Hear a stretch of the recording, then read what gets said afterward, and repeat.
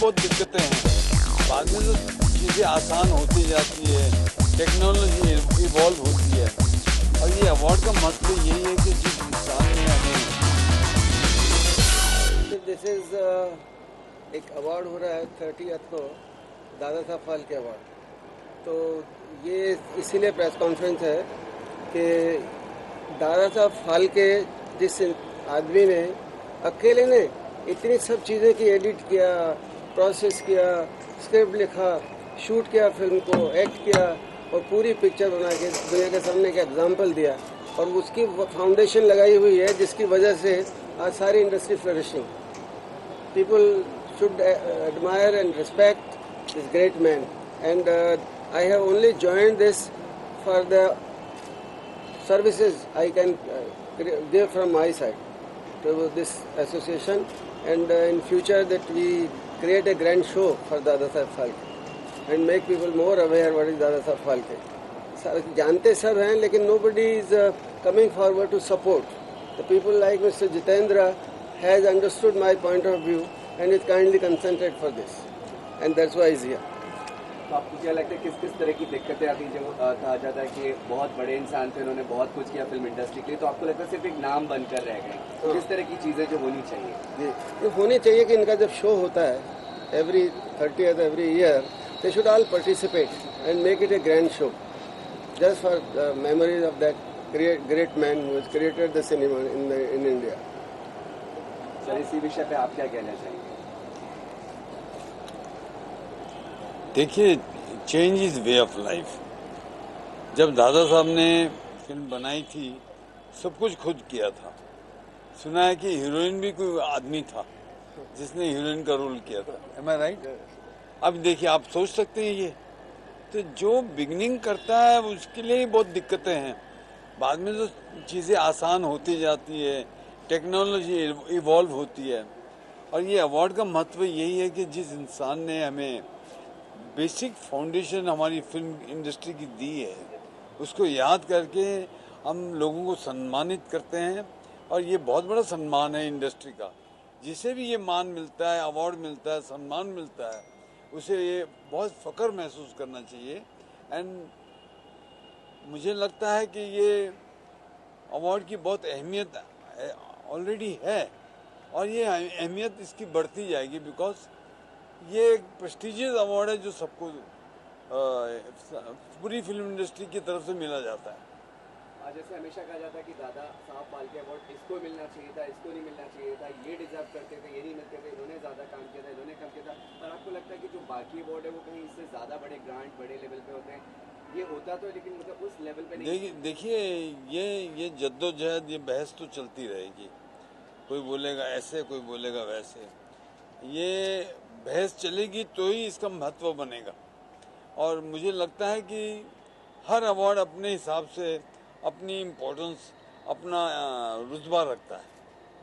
जैसे हम देखते हैं कि जो अवार्ड फंक्शन होते हैं उसमें बड़े सितारों की मौजूदगी उसे और बड़ा बनाती है, और इसीलिए ज़्यादा प्रमोट भी होते हैं। तो इस बार कोशिश रहेगी कि ज़्यादा से ज़्यादा जो सेलिब्रिटी है, जो बड़े स्टार्स है, वो देखिए, जितना बड़ा बनाना है ये तो मीडिया के हाथ में है, और मीडिया उसी चीज़ को उछालेगी जहां उनको इंसेंटिव मिलेगा। तो इंसेंटिव मिलने के लिए फिल्म इंडस्ट्री ने काम करना चाहिए ना, जो मुझे लगता है वक्त आने वाले वक्त में हो जाएगा। सर, अवार्ड फंक्शन से आप भी जुड़ रहे हैं, ऐसा समझे अभी? हाँ जी, आप अवार्ड फंक्शन से जुड़ रहे हैं सर, ऐसा समझे? अवार्ड फंक्शन में आपकी भी कंट्रीब्यूशन रहेगा, आने वाले जो अवार्ड होगा उसमें आपका भी कंट्रीब्यूशन रहेगा मतलब आने वाले अवार्ड में? ऑफकोर्स मैं अवार्ड लेने का मतलब है कि मुझे आना पड़ेगा अवार्ड लेने के लिए, तो ही अवार्ड लूँगा ना। ये थोड़ी एब्सेंटली अवार्ड लूँगा। और मेरे लिए बहुत खुशी की बात है, मेरे लिए बहुत फ़ख्र की बात है। I am very proud, I think I am very privileged कि मुझे सावंत जी ने, फिल्म इंडस्ट्री ने इतना बड़ा सम्मान देने का ये फैसला किया है। जीतू जी, आपको फाल्के रत्न सबसे जो टॉप मोस्ट प्रेस्टिजियस अवार्ड दिया जा रहा है, उसका आप मुझे सेंटिमेंट बताइए कि आपके लिए क्या मायने है? देखिए, अवार्ड, ये Phalke award itself film industry का अवार्ड है, फिल्म इंडस्ट्री का सबसे बड़ा अवार्ड है। और हमें ऐसा मुझे ऐसा लगता है कि जिनको भी ये अवार्ड मिलता है ये उनके लिए बहुत प्राउड मोमेंट है।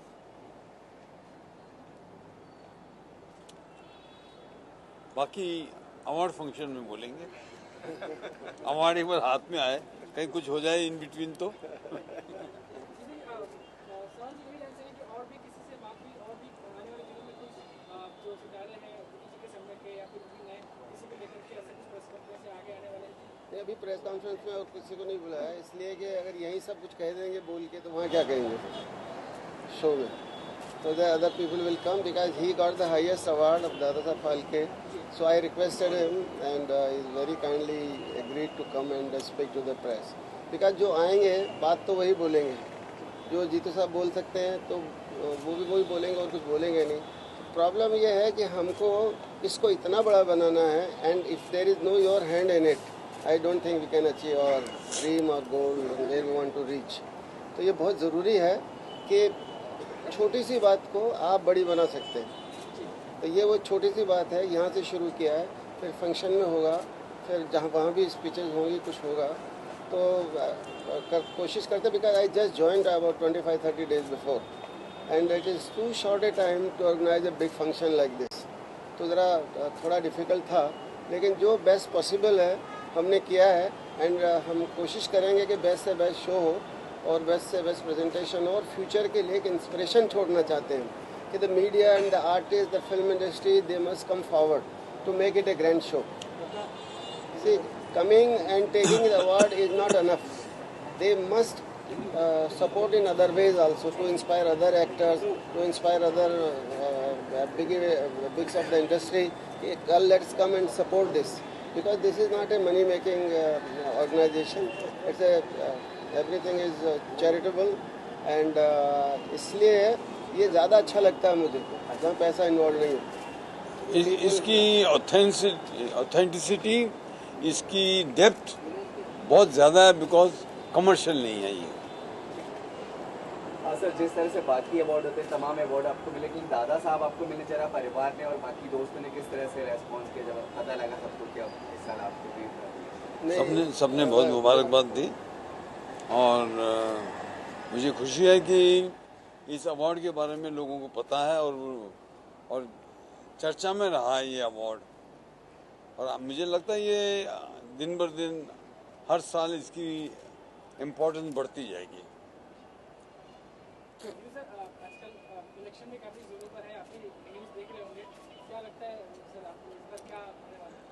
अभी इलेक्शन के बारे में बाद में बात करेंगे 16 मई के बाद। चले, चलो। Anything else?